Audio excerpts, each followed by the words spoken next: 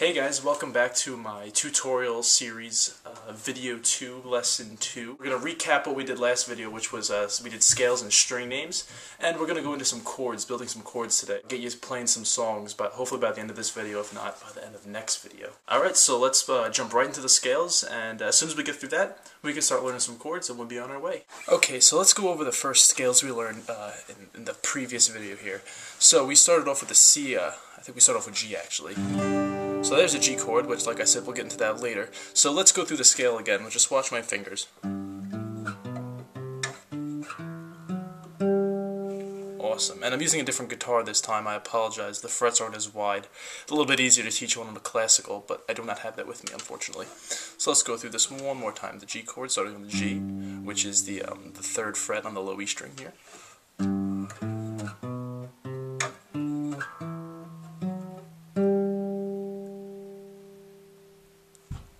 Alright, so I'm sure you guys have that down and been practicing. It's been, like I said, it's been a while since I posted video.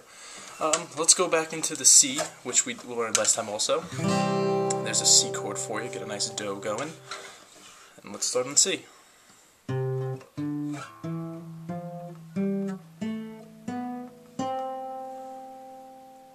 And one more time for good measure.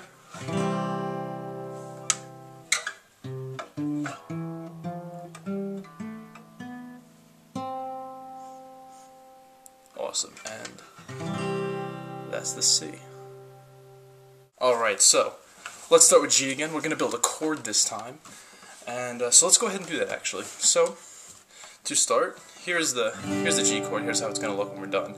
So I usually start by taking my middle finger here and placing it on G, the 3rd fret of the low E string, like so, right here.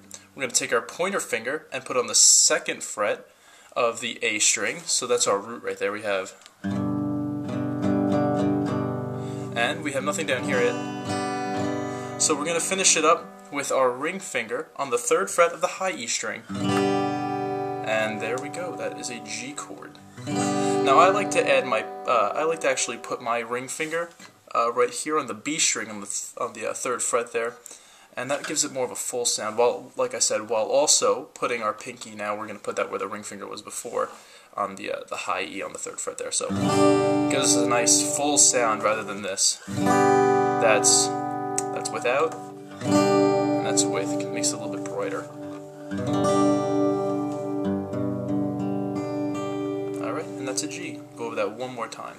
So we have 1, 2, 3, 4.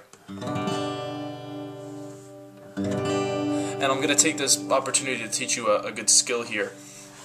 When you're forming a chord, you never want to grip like this here. Like if I were to make a G chord, you never want to wrap your thumb around like that. You're going to give yourself some wrist problems there.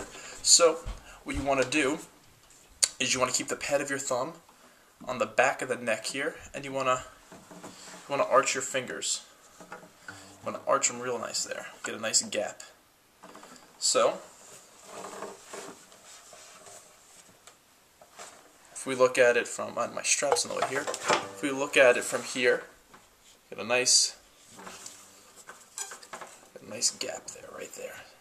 I'm not holding it like that. That's a no-no right there. That's how we want it. Alright? And we have ourselves a G chord.